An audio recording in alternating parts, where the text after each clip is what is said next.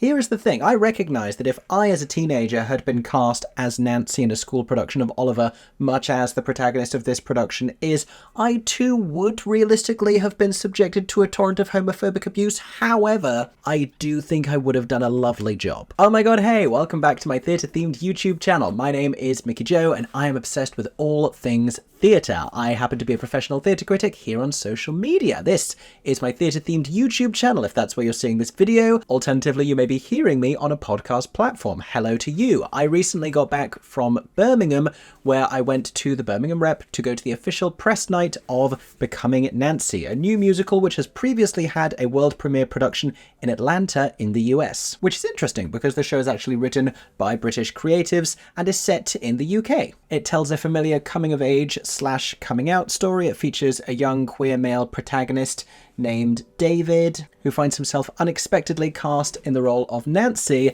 in the school's upcoming production of Oliver. Bear in mind, this is not an all-boys school, this is a mixed-gender school. But it's based on the novel by Terry Ronald, and I will tell you a little bit more about the plot, as well as the material, the songs, the script, the performances, and this production in today's full video review. Now, if you enjoy this one, make sure to subscribe right here to my theatre-themed YouTube channel. Follow me on podcast platforms if that's where you are hearing this, and go find me across the rest of social media. I am on Instagram, I am on TikTok, I am on the app formerly known as Twitter, and you can find me at MickeyJoTheatre. Also, this particular production is only having a short regional life at the moment, but if you've had the chance to see it already at the Birmingham Rep, comment down below with all of your thoughts. Did you enjoy this show? And if you saw the American production, let us know all about that as well. In the meantime though, here is what I thought of Becoming Nancy.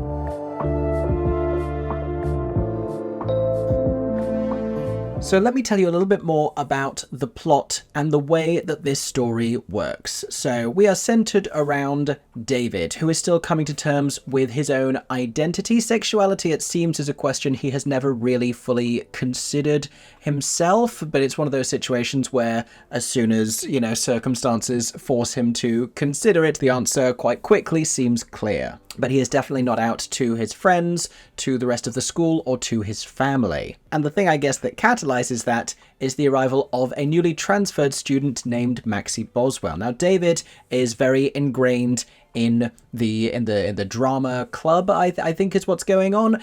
They are about to put on a production of Lionel Bart's musical masterpiece Oliver, and David is determined that he is going to be cast in the role of Fagin. There is no other choice for him because this is the most fulfilling and most exciting role. To his surprise, he is cast as Nancy because, according to the flamboyant drama teacher, he is the only one who can do the part justice. And that is not the only surprise of the day, because the part of Bill Sykes, Nancy's abusive love interest, is given to Maxie Boswell, a student who no one else has heard of because he has only recently transferred. But he is already a big sports star, he is part of the football team, he's one of the star players, making his arrival at the drama club slightly unexpected. And without labouring the point, I'm sure you can see where this is going, because Maxie is charismatic and confident and charming and suggests to David that the two of them should run lines, and inexplicably the seeds of romance are planted betwixt the two of them. Except given that this was 1970s London, embarking joyfully on an adolescent gay relationship didn't really seem like an option. There are a lot of other factors at play here, both of their parents for one thing, as well as homophobic teachers and students at school, a school where there is also very prevalent racism, this being something that David's best friend Francis Bassey has to contend with as one of the school's few black students. Now, in terms of David's home life, he has a very close relationship with his mother, shocking, I know, but also with his aunt, who is a big presence in the family home, much to the irritation of his father, who is a little less present in the family home because he's often off having drinks at the pub or feeding his pigeons. The man has pigeons. But as soon as he discovers that his son has been offered the role of Nancy and that his wife and sister-in-law may be making him a dress to wear on stage in front of an audience, he does not take too kindly to this whatsoever. And the very implication that David might do something gay adjacent, let alone the idea that his son might be gay, is intolerable to this man. And believe it or not, there are more relevant characters in this narrative because David also has a sister who belongs to a slightly different social circle, one member of which is a girl named Abigail who has a crush on David and is the only person in school who doesn't seem convinced that David is gay. There is also David's sister's boyfriend, whose name is Squirrel, which is incidentally a word I find very hard to say. I prefer to say squirrel. He is part of a trio of easily led, racist and homophobic thuggish bullies who make David and Francis's lives particularly difficult. And finally, there are also David's musical idols, who live as posters on his bedroom wall and just occasionally come to life. Played by the same actors who play his drama teacher, mother and aunt. We get to meet Sting, we get to meet Debbie Harry of Blondie fame, and we get to meet Kate Bush. And they dispense a sort of a musical advice and encouragement. We'll touch more on that later in the review, but they live somewhere between, I guess, the Muses from Hercules and the Gargoyles from the Hunchback of Notre Dame. But not unlike Heartstopper, it is principally this relationship between David and Maxie beginning to blossom that we focus on in the show.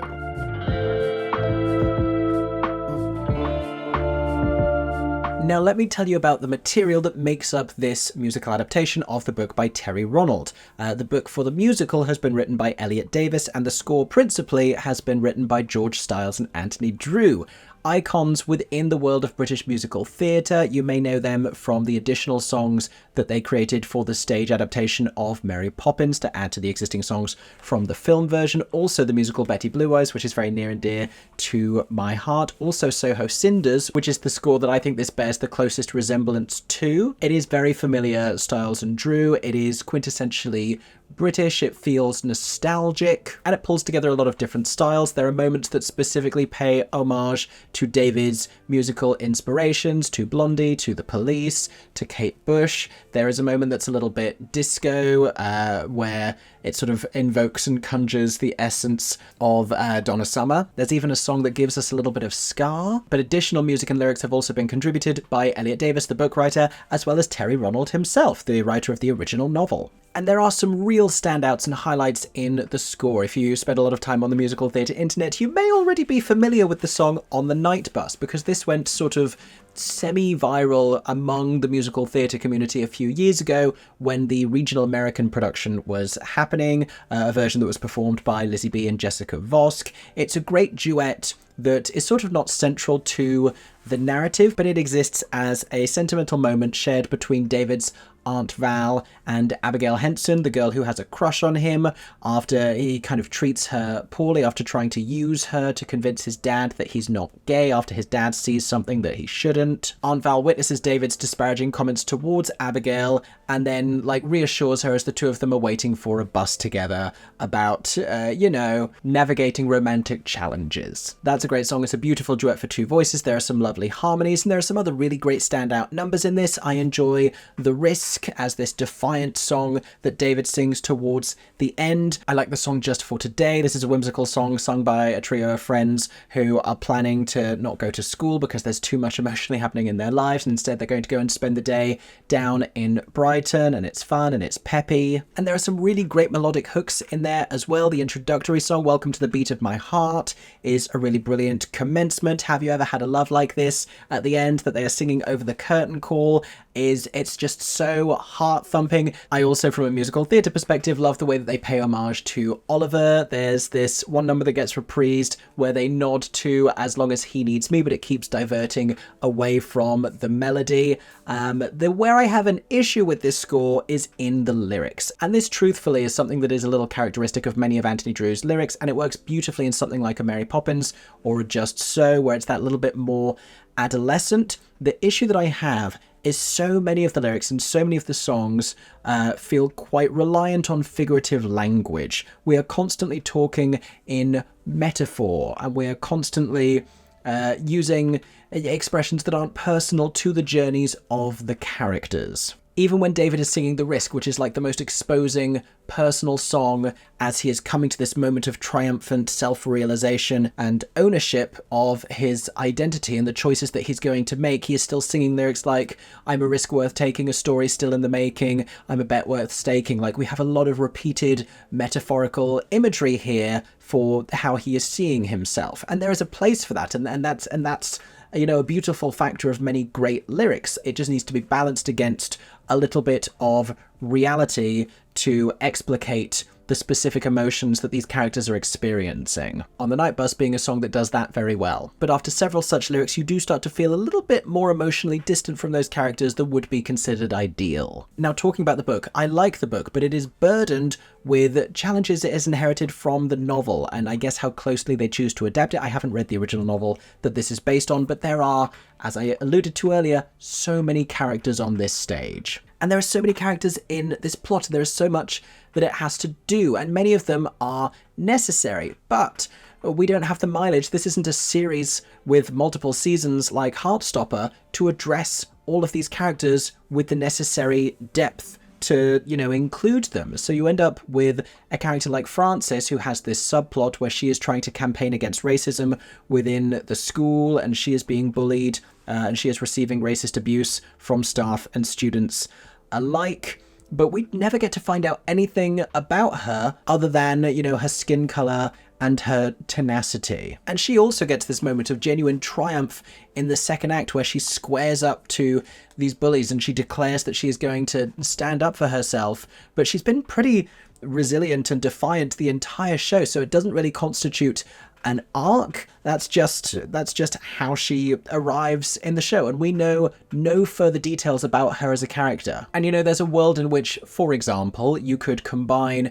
Frances's character with the character of Abigail Henson, with David kind of engaging his friend to pretend she's his girlfriend to convince his dad. Now, we've seen this before with the young gay student having a best friend who secretly has a crush on him. We've seen this in Everybody's Talking About Jamie, and there are moments in this show where we kind of want to steer further away from Everybody's Talking About Jamie, if I'm being honest, because, they share a lot of other ideas. But there are ways in which we could condense the number of characters featured in the show. Does David's sister need to be a part of it? Does one of the trio of bullies need to be reclaimed by coming to his senses? Do we even need to spend as much time with those students as we do when there is also a racist and homophobic member of staff? There is then the drama teacher. We don't really get to learn that much about him. David has so many separate role models, kind of none of whom he speaks to substantially about any of the issues that he's facing. And they're not all his family members who he is not out of the closet to.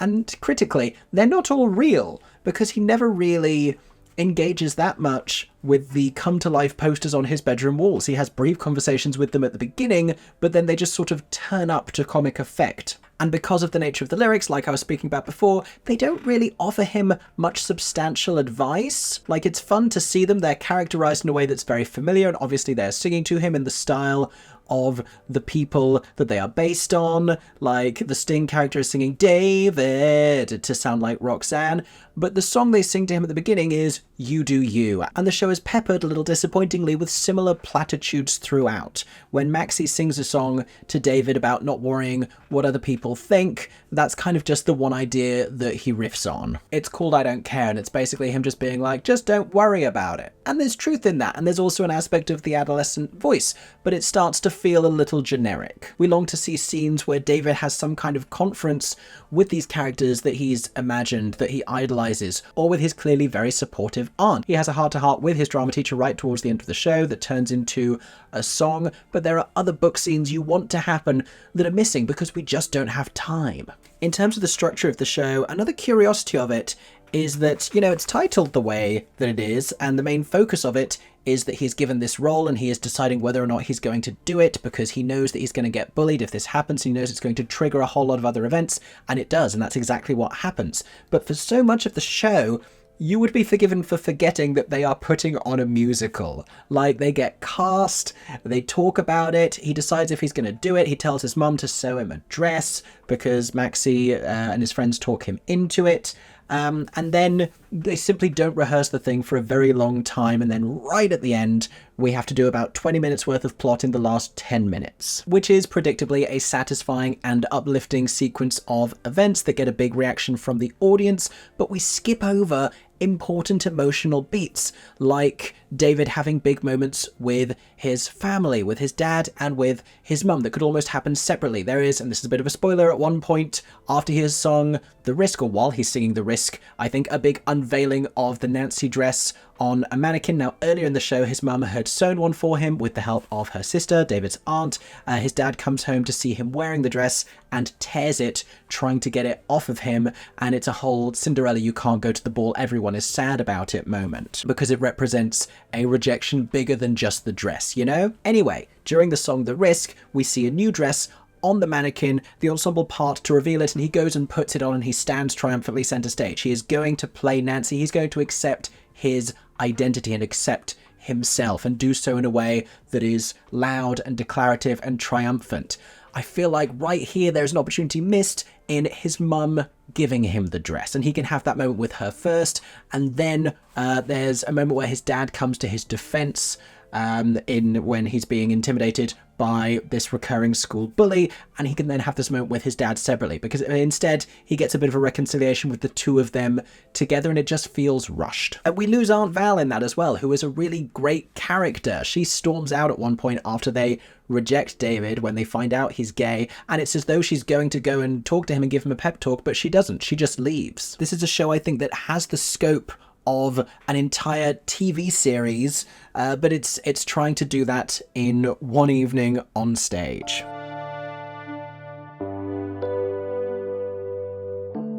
Now, before I tell you about the direction, the choreography and the design and all of that, I do want to reaffirm I really love this show. I had a wonderful time seeing this show. I laughed, I cried, I sung along at the curtain call. It is lovely. There are details about it, obviously, as you've already heard, that can be further developed, that can be improved. But the heart that it has there is so big and so special. It's also running for an incredibly limited amount of time. If you are local to Birmingham Rep, this is one of the best pieces of theatre I've ever seen in the Midlands. Please go and see it while it is there. Tickets are not expensive.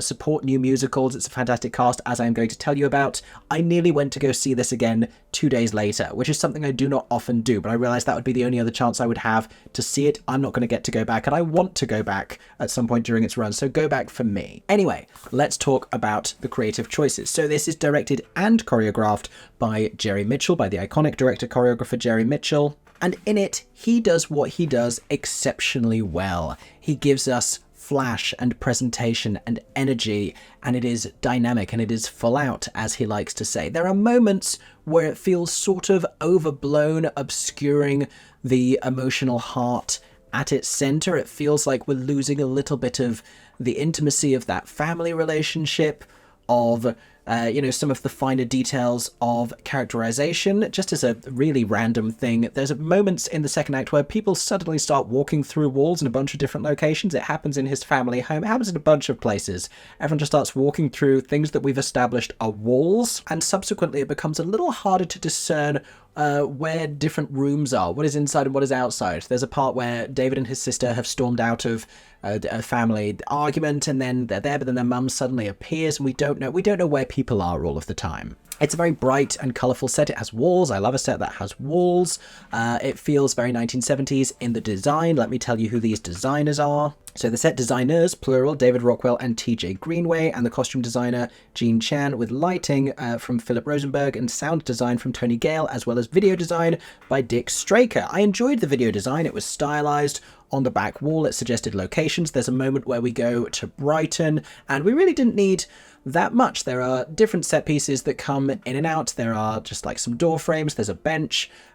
We go into the school environment, but the overall base set design is strong enough that you only need those little details on the top to tell us where we are, basically. The costumes, I think, are the aesthetic element that I loved the most about this production, because they're so 70s, and they are fun, and they are colourful, and they are vivid. Jerry's choreography is also, as always, to be completely honest, so great. There is a number in the first act where we are crossfading between a football practice and a show rehearsal, and we are seeing the very different approaches of these two teachers, one of whom is encouraging about being a company, being a cast and working together, the other of whom is very much teaching them the mentality of you have to be a winner or you're a loser. And so we see this athleticism and more traditional dance choreography overlapping as people are running in between each other, and it is just athletic, and it is high energy, and it's fast, and it's intense, and it's dance just dance,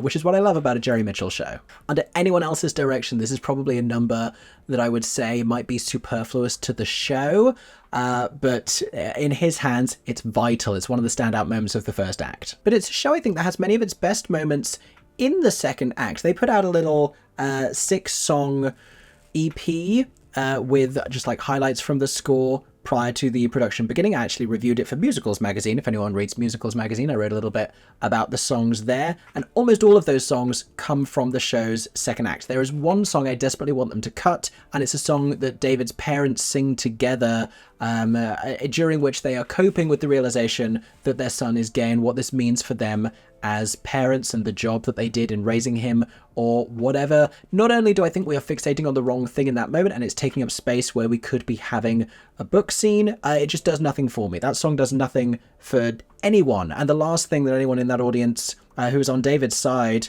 because of how charismatic and charming he is, really wants to do is spend time with his parents going like, oh, well, there are bumps in the road and there are the forks and there are challenges you face and a whole bunch of other metaphors about reckoning with their son's homosexuality. Especially when we've already had a lovely song in the first act in which David's mother sings about how close she feels to her child and that bond as a mother that never really goes away. I will say, character gets really brilliantly established, given, you know, the brevity of many of these scenes, given how many characters there are. We get to know who everyone is pretty quickly. We get to know Abigail Henson very well. We meet these characters, and instantly they have to be flamboyantly and clearly presented enough, and that's another thing Jerry Mitchell does very well. We saw this in a bunch of his shows, and that's beneficial. What we struggle with are the turning points, the exact moment that David's sister's boyfriend, Squirrel,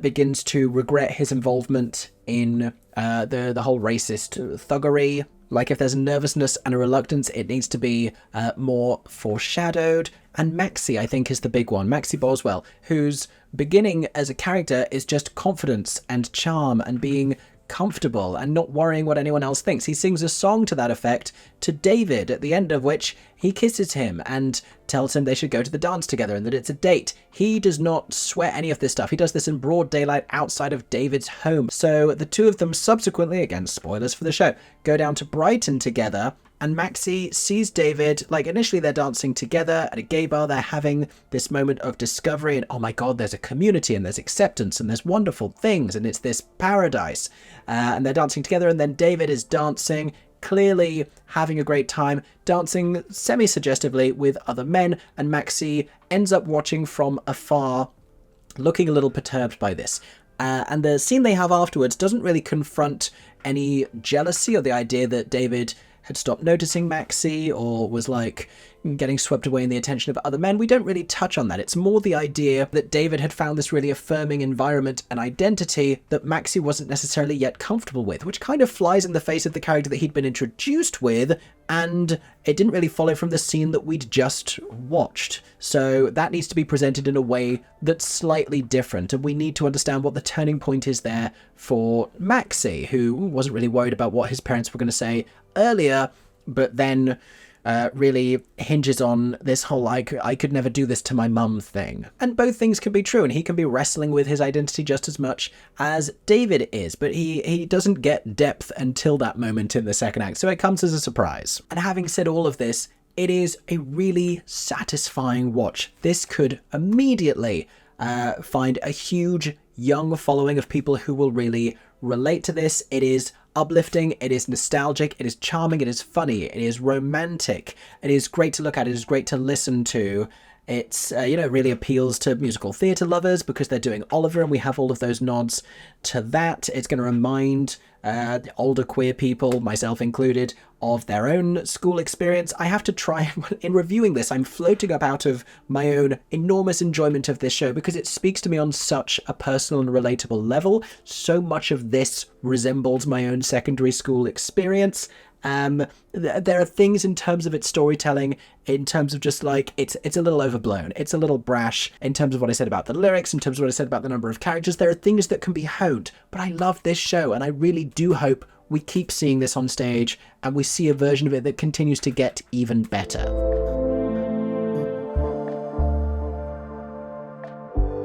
So Joseph Peacock stars as David Starr, aptly named. He's wonderful in this. I've seen him a few times on stage before.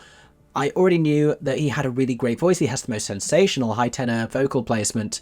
I've never been able to witness this much of his characterization before. He is so charismatic. He is so charming. And he so perfectly pitches like 1970s gay London teenager. He develops this immediately brilliant rapport with the audience. There are many moments that are narrated by him, or he says something, then turns his head and says, "That's what I wish that I had said." And he gets a huge response because of that. It's a really lovely performance from him. And it represents, I think, this really exciting arrival for him as a leading man, as a rising star. He's given some wonderful performances previously to this, but he's fantastic in this show, and he leads it with such energy and just such warmth and such heart. Opposite him, it is another star-making moment for Joseph Vella, who I've seen before in Gypsy and in From Here to Eternity, but it's a really exciting arrival here as he is playing Maxie Boswell. Again, hugely charming, really fantastic dancer as well. The way he moves on stage, it sort of goes beyond just like dance skill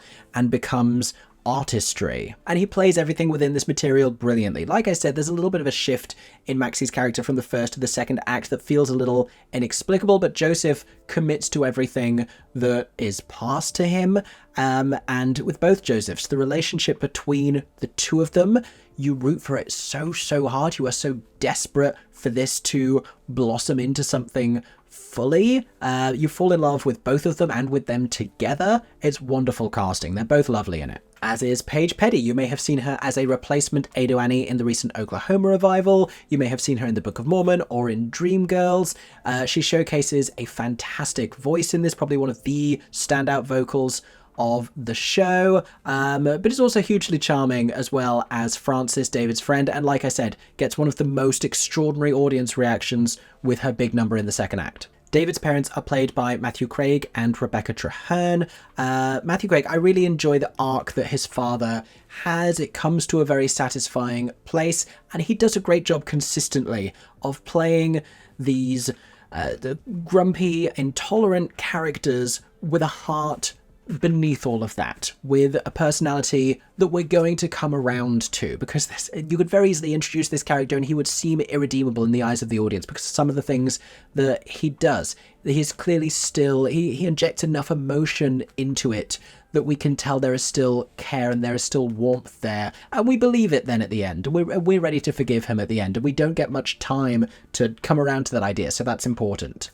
Rebecca Trehearn is one of my favourite musical theatre performers in the history of the world. She does a lovely job with this material, particularly her rendition of the song 6 Inches From Your Heart, the one I mentioned before where she's talking about her relationship to her son as a mother. I don't like the material for her character. We don't really know who she is outside of being David's mother and making the choices that she does. She is more oblivious to her son's sexuality and the inevitability of this than her sister, who is kind of dumbfounded when everyone acts surprised when David comes out in the second act. But also it is just this sort of a generic mother role where she just loves her son very much and is making him a dress and has this slightly challenged relationship with her husband and cares very deeply. There needs to be a little more to her character. She needs to have more depth. If she struggles with accepting David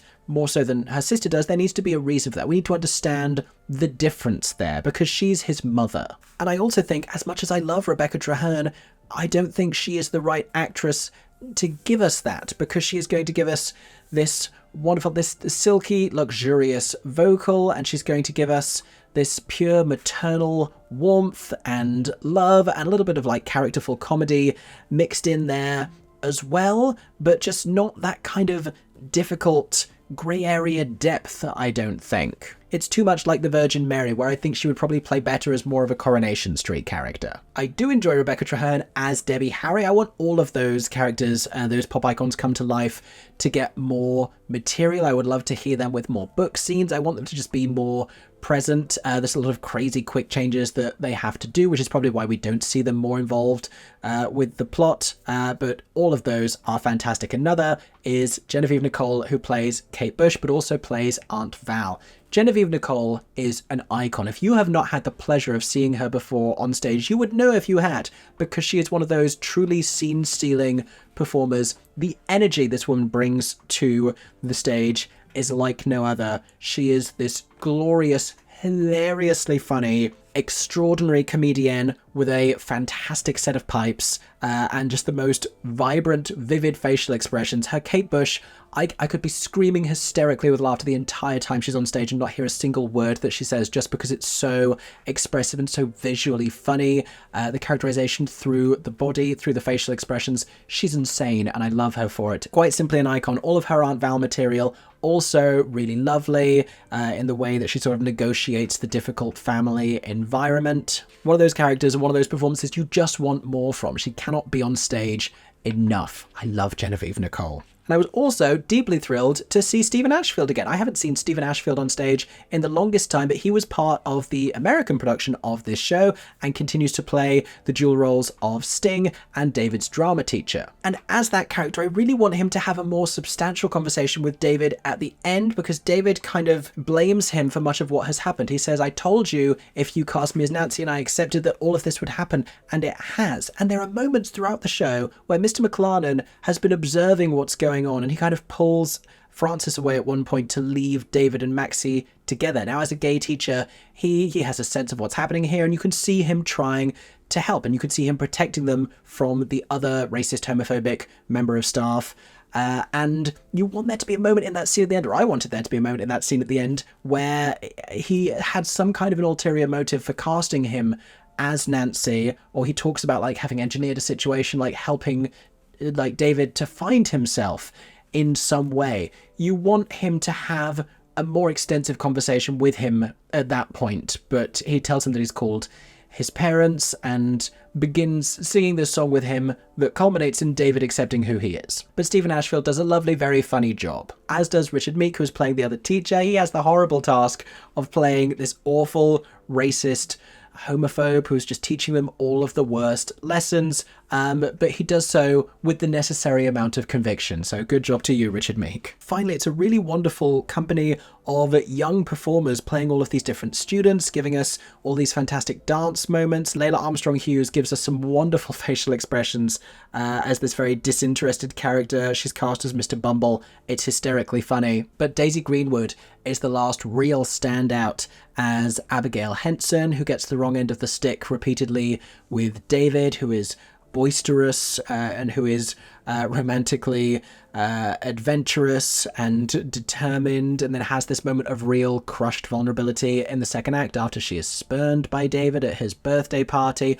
Wonderful performance. She sounds fantastic. The characterization is so brilliant. We get immediately who she is, and even though she is a thorn in the plot that we all want to see happen, she's wonderful to watch on stage, and you can't help but enjoy her antics. So that is Becoming Nancy at the Birmingham Rep. Like I said towards the middle of this review, I loved this show. I would go and see it again if I could. I encourage everyone to get a ticket if you are local to this, or if you are willing to travel to it. This is a show worth going to see. I really hope that it gets a little bit more development and that we see a further life of this, because I do think it's incredibly special. And I would love to know what you thought. If you have seen Becoming Nancy already at the Birmingham Rep, or if you have seen a previous production of it elsewhere, let us know in the comments section down below. If you've read the book before, let us know what you thought of that as well. In the meantime, thank you for watching or listening to this review. Make sure to subscribe or follow me wherever you are seeing or hearing me to make sure you don't miss any of my upcoming content. I hope that everyone is staying safe and that you have a stagey day. For 10 more seconds, I'm MickeyJoTheatre. Oh my god, hey. Thanks for watching, have a stagey day. Subscribe!